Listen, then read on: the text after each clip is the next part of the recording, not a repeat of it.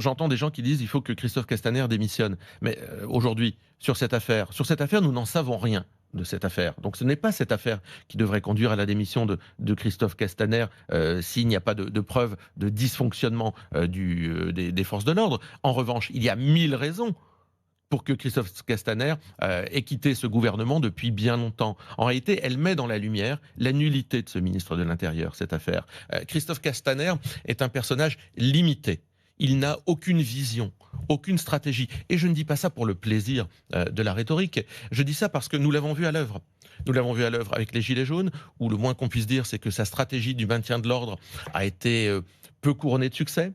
Nous l'avons vu avec cette polémique grotesque qu'il a fait naître sur l'attaque de l'hôpital de la Salpêtrière. Nous l'avons vu lorsqu'il a laissé les Champs-Élysées se transformer en souk au moment de la victoire de l'Algérie.